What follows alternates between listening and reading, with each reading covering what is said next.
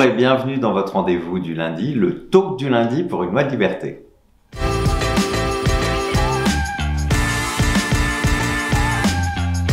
Alors, beaucoup de nouvelles internationales cette semaine. Le Nouveau-Mexique, un État américain, vient de voter la légalisation de l'aide active à mourir. C'est déjà le 11e État américain sur 50 qui adopte une législation d'ultime liberté. Côté Espagne, eh bien ça y est, c'est voté définitivement. Notre voisin espagnol, une fois de plus, nous montre le chemin avec la légalisation de l'euthanasie. Par contre, un petit couac chez nos amis du Portugal, puisque le Conseil constitutionnel portugais a retoqué la loi, mais surtout pour des questions de forme. Donc, n'ayons pas de doute, dans les semaines qui viennent, le Parlement portugais va revoter cette loi et deviendra bien sûr un pays qui donne notre dernière liberté. Alors dans notre pays, vous le savez, nous sommes suspendus au 8 avril puisque c'est le 8 avril que les députés vont examiner la proposition de loi d'Olivier Falorni. Donc il faut absolument leur écrire. Vous savez, la Manif pour tous les antis, abreuve les députés de courrier. S'il vous plaît, faites-le, c'est pas compliqué d'envoyer un courrier par mail ou évidemment par voie postale si vous pouvez. On vous a donné des modèles, on vous les a envoyés par mail, vous les avez sur le site.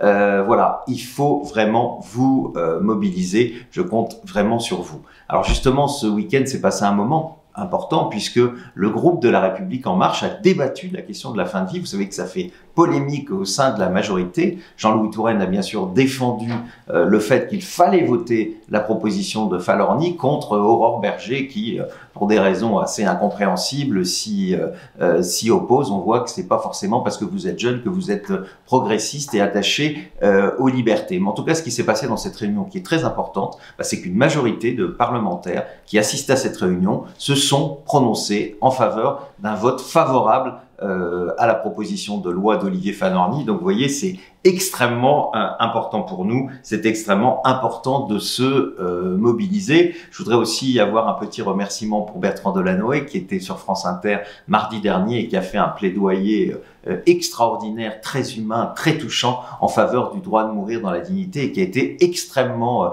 vu et je pense que c'est important pour nous. Et puis il y a toujours notre pétition. Alors moi je vous demande vraiment de continuer à vous mobiliser. On s'était dit la semaine dernière 45 000, on les a largement dépassés. Et la semaine prochaine, on avait dit 50 000 pour le 8 avril, non, il faut 50 000 pour la semaine prochaine et je compte vraiment sur vous pour mobiliser vos amis, vos proches, envoyer des mails. Plus nous serons nombreux, plus ce sera une force pour les parlementaires. Cette lettre que nous adressons à Emmanuel Macron, il faut qu'il nous entende. Et il est important, vous savez, on a plus de 45 000 signatures, mais je vous le rappelle, on est plus de 70 000 adhérents. Et on a eu la liste des signataires, il y a peu d'adhérents. Alors je sais que vous pensez que c'est évident, je vous l'ai déjà dit, que parce que vous êtes adhérent de la DMD, on sait que vous êtes en faveur du droit de mourir dans la dignité. Mais là, c'est une pétition qui est sur un réseau, change.org, qui ne dépend pas de la DMD. Et donc, je vous demande d'aller sur change.org, lettre ADMD Macron. On compte vraiment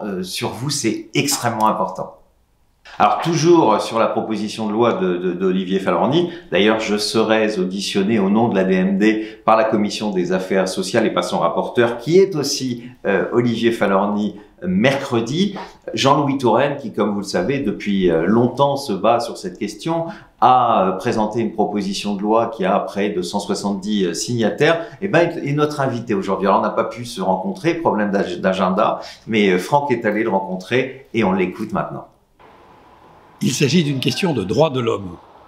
En effet, curieusement, au XXIe siècle encore, nos concitoyens sont privés d'un droit fondamental, le droit de pouvoir, lorsqu'ils sont au terme d'une vie et d'une maladie incurable, arrivés à son stade ultime, ils n'ont pas le droit encore, dans notre pays, de pouvoir choisir leur mode de fin de vie. C'est peu croyable, mais il en est ainsi. Il en est ainsi de même que certains se voient administrer des produits d'effet létal alors qu'ils auraient voulu attendre la fin naturelle. 2000 à 4000 d'entre eux subissent en effet cette euthanasie imposée sans avoir donné leur avis. Et à l'autre extrémité, d'autres n'en supportent plus les souffrances, les difficultés d'une agonie interminable et très pénible. Ils disent « Stop, je veux être délivré, aidez-moi à mieux mourir. Eh bien, ceux-là non plus ne sont pas entendus, personne ne les aide et on les laisse dans la souffrance.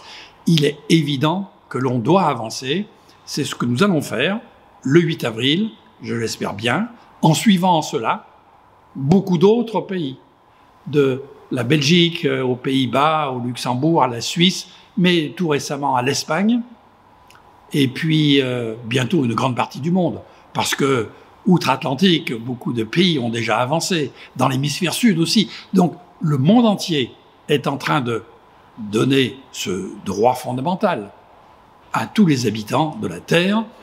Il serait normal que la France ne soit pas un des derniers pays en termes de droits de l'homme. Le 8 avril, une proposition de loi d'Olivier Falorni, à laquelle nous allons apporter quelques compléments par voie d'amendement, va permettre de faire voter par les députés, nombreux à souhaiter cette avancée, cette évolution, ce droit, cette liberté de choix, va le faire voter et nous espérons bien que le vote sera positif, permettant ensuite l'évolution jusqu'à ultérieurement une promulgation de la loi. C'est quelque chose attendu depuis très longtemps déjà. En son temps, il y a près de 40 ans, le sénateur Caillavet parlait déjà de cela. Il y a eu des centaines de rapports, des douzaines et des douzaines d'évaluations des lois antérieures. Tout le monde sait ce qui manque, tout le monde sait quel positionnement il nous faut adopter. Il n'est pas nécessaire de tergiverser davantage. Ne procrastinons pas, faisons la loi tout de suite pour satisfaire les Français en détresse. Merci encore à Jean-Louis Touraine d'avoir accepté de répondre à nos questions. Eh bien, si vous êtes dans la région des Hauts-de-France, je suis l'invité ce soir du journal de France 3 Nord-Pas-de-Calais, France 3 Picardie. À partir de 18h40, pendant une vingtaine de minutes, vous pourrez m'entendre parler de la question de la fin de vie. Alors d'ailleurs, si vous êtes ailleurs, vous savez, sur toutes les box, vous avez aussi la déclinaison de tous les France 3. Donc n'hésitez pas à me rejoindre à 18h40 sur France 3.